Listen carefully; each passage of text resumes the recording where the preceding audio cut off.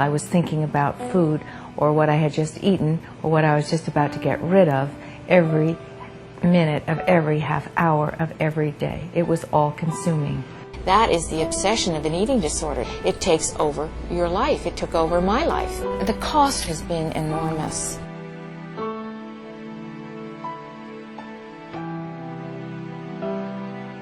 I've struggled with an eating disorder and other addictions for 45 years.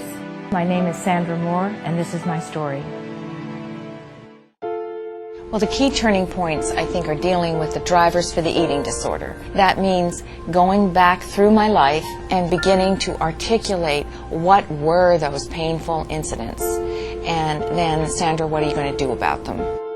I would come home from school and my mother would be there. I would see her for tea, cookies, cake, that kind of thing. Pretty much the thing I remember doing with her is eating. That's how the link probably formed in my mind that there's a connection between food and intimate relationships. When I needed to connect with Dad, it was really pretty much over homework. His standards were high and he meant the best.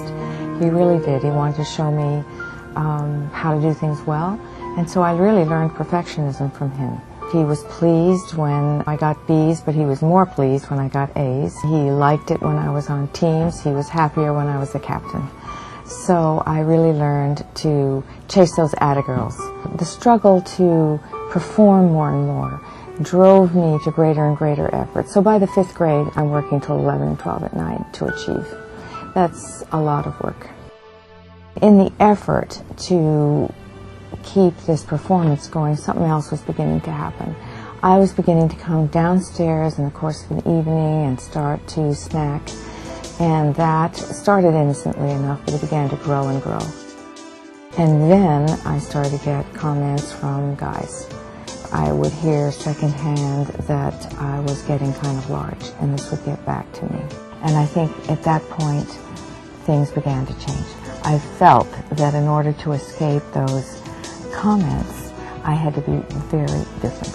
I just couldn't give myself the permission to live when I was in my late teens and 20s, and that drove me to the dieting that really went on for 45 years. I felt that if I were fat, I really didn't have a right to live and enjoy life. I felt that I was just an elephant, you know, dressed up in a tent. I lived in a raincoat, and you know, all those little pink slips for dates disappeared, and I spent Saturday nights eating trays of cookies. I felt not only did I make mistakes, but that I was a mistake. I didn't give myself really permission to live because I was heavy. I really had a kind of invisible umbilical cord attached to what another person thought. If they were up, I was up. If they were down, I was down. So I was in that kind of a prison. And freedom for me has meant in forgiving myself, in forgiving them, and being free to be authentic and not tied to other people. I did get married, and I went into ministry, and somewhere along the line in there, the depression began to mount for me. I got tested, and the doctor said, "Sandra, your scores are so low, I am going to suggest that you spend a month in the hospital." So what you do with emotional exhaustion, I ended up in a psychiatric hospital for a month. Then I was behind bars and restricted and heavily medicated. That was probably the bottom for me of how bad it got.